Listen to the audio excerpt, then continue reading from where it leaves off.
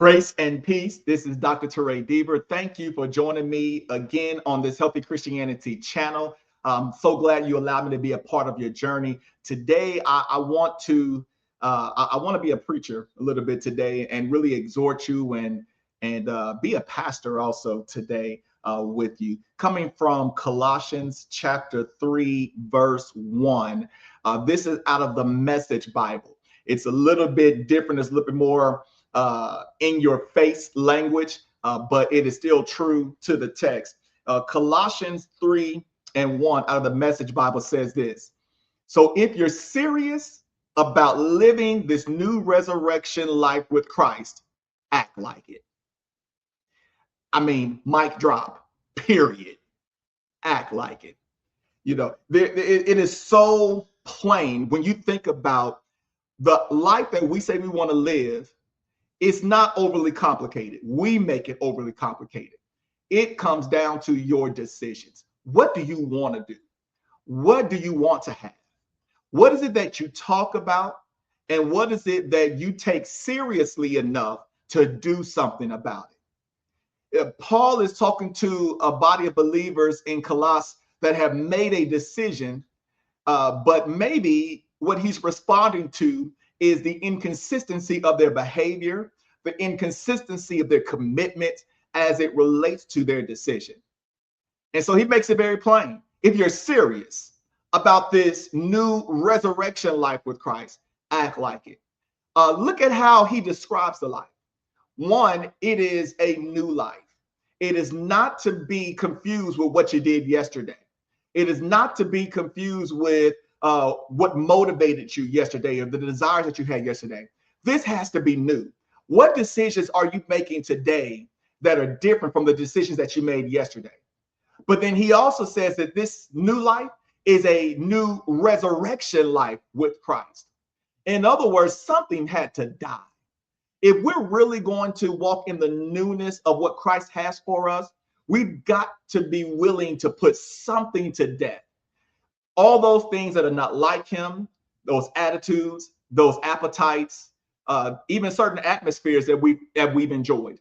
We've got to be willing to put it to death, that the real life that Christ wants us to live, that we have access to that through resurrection power. It is not just something that we talk about once a year as we celebrate and remember the death, burial, and resurrection of Christ. No, this is a daily life that we must live. Resurrection is not a moment, it is a lifestyle. Resurrection is not something that is on the calendar. It is a man named Jesus and the life that we live in accordance to his will and plan and pattern for our life. And so if you're serious about it, act like it. If it's something that you really want, I wonder if you really counted the cost that this living this life for Christ is not escaping hell. If escaping hell is your main motivation to being a Christian, then you're going to find a life of near compromise. What do I mean by that? What I mean is you're going to constantly be looking at where that line in the sand is and making sure you're just above it, making sure you're just beyond it. Because you want to make sure you're in the safe zone, but there's no real goal or passion or push in you to really go after him.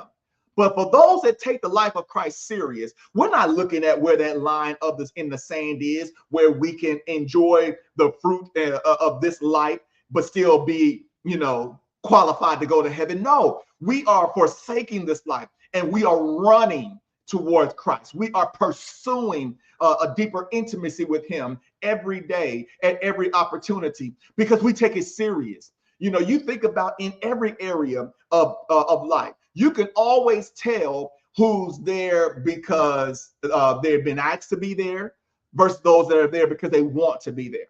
You can always tell those athletes that are successful because they're just talented versus those that are successful because of their work ethic. There is a difference.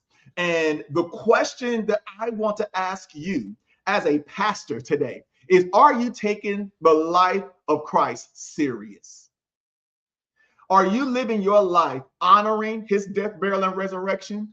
or are you honoring your own life? Are you pursuing what you want and just trying to fit Christ into it? Is Christ a part of your life, or is he the head of your life? These are the questions that we've got to be confronted with and answer if we are going to take this life serious. If we're going to take it serious. And what I want to share with you today are 3 points, the ABCs, I'll call it, of victory, the ABCs of a serious life with Christ. And just give you fair warning, this isn't deep, but it's something that we've got to be reminded of, but something that we've got to keep our focus on and be consistent in doing it. All right, so the ABCs. Point A, acknowledge God. Acknowledge God. If we're going to take the life of Christ serious, then we've got to acknowledge his presence at every point. We've got to acknowledge that he is a present help in trouble. We've got to acknowledge that he's a present help in success. We've got to acknowledge that he is near us even when we're tempted. We've got to acknowledge that he is near us and he sees us even when we are by ourselves. It is something about acknowledging the presence of God that incorporates and brings in and reminds us of the boundaries that we ought to have and hold in this Christian life. We've got to acknowledge God. And one of the things that you're going to notice is that if the enemy can ever distract you enough so that your focus is on the world, other people, your emotions, more so than it is God, then it will influence the decisions that you make. You will begin to give license and excuses to things that you would have otherwise denied doing or never wanted to do simply because of what you acknowledge. When you think about what makes addictions and temptation so strong, it is the overwhelming of the senses, the overwhelming and the abiding presence in our heart and in our emotions that erode our will and our strength, and eventually we give into it. But when we acknowledge God in every term, then we hit the presence of God takes away every excuse. The presence of God, watch this, even when we are weak, his strength is made perfect. But it comes, the application of that comes with the acknowledgement of who he is. It is the reason why I believe Solomon said in Proverbs 3 that we ought to lean not to our own understanding, but in all of our ways acknowledge him, and he will direct our path. Could it be that him directing our path is not contingent on him, but contingent on our willingness to consistently acknowledge him?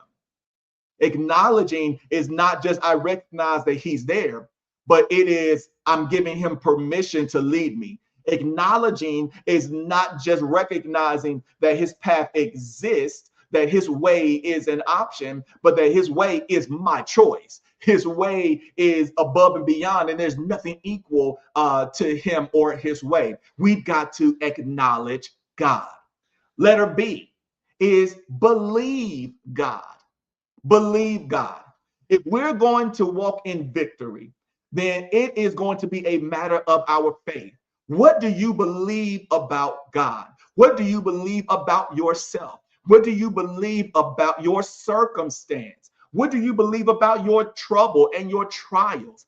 Because what you believe about those things will determine how you respond and relate to them. When you recognize that faith is the only way that we please God, then believing in him is not a matter of just, again, acknowledging that there's a man upstairs, but it is a matter of giving him the permission that everything I put my hands to, it's because I believe he's called me to it. Every relationship that I involve myself in, it is because I believe that he is leading me in this area, that it is going to develop in me a greater intimacy with him, that this person that I'm relating to is going to push me in his direction. I mean, think about it. Even the relationship that you have with your favorite YouTuber, hey, your favorite podcaster, etc.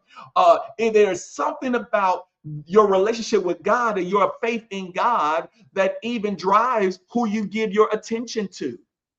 And so when we believe in God, then that strengthens us with how we stand. That dictates to us the decisions that we need to make. Because I don't just, watch this, believe in God, I believe God.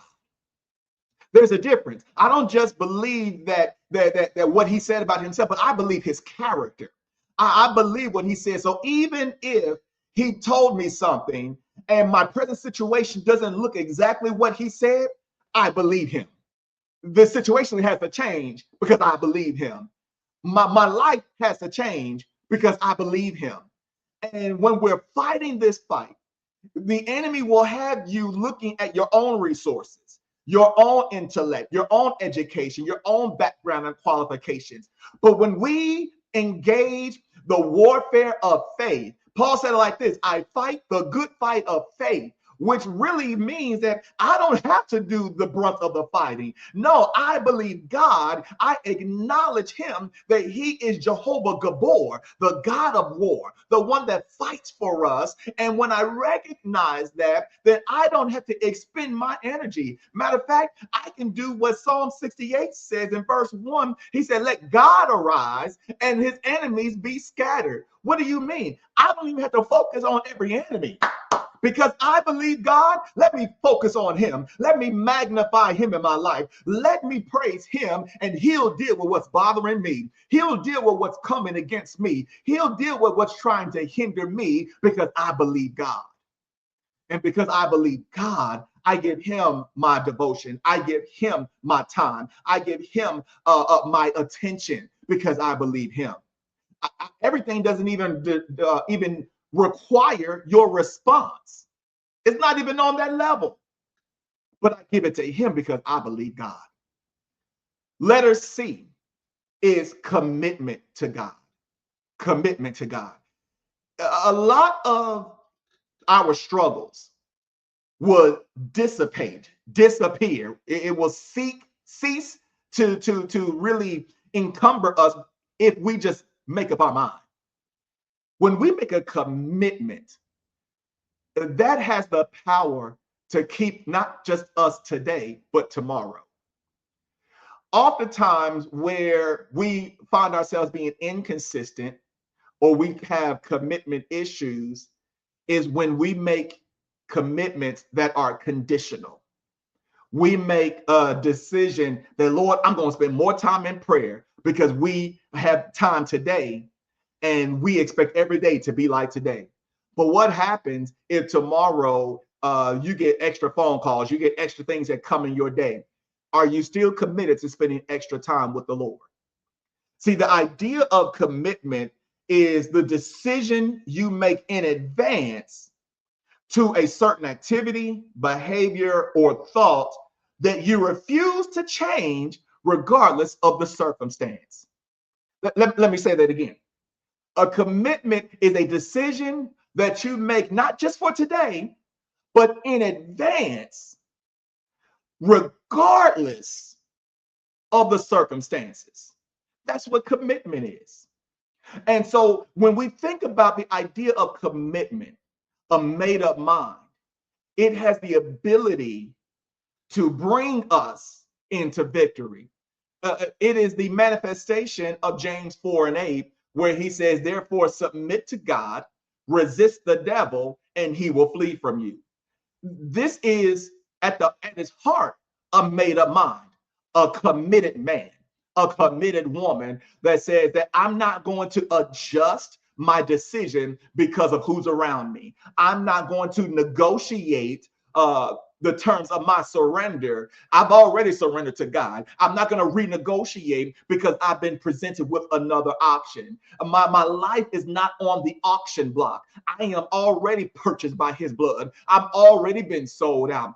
And so there is no more negotiation. My life to him, my obedience to him, my devotion to him, my prayer time, my fasting schedule, my study time, my fellowship with other believers, it is a non-negotiable. Why? Because I'm committed. And so what happens is when we make this commitment to Christ, it does not stop other things and influences from coming in, because there's always going to be something in life that will challenge your loyalty, that will challenge and try to pull after more of your time and your attention. But when you are committed to Christ, your response is, Lord, I've already given you this commitment. So when other things come that may be good, when other things come that may be emergent, give me the wisdom to be able to manage those things well and not take away or rob you of what I've committed to you. These are the ABCs of victory. And these will only be employed if you take this life serious. It is my prayer that you're here and you're sharing this and you're subscribing, not because you need entertainment and you need something to challenge. No, you're here because you want to take your walk with Christ serious. And you're looking for people that will be voices in your life to provoke you unto good works. And I want to encourage you to share, subscribe if you haven't, follow, like, comment, because that's exactly what we're here to do. I'm here to provoke you to be a healthy Christian. And a big part of that is taking this life serious, because it doesn't happen on accident. This is my time. Look forward to seeing you next time on Healthy Christianity. Take care. Peace.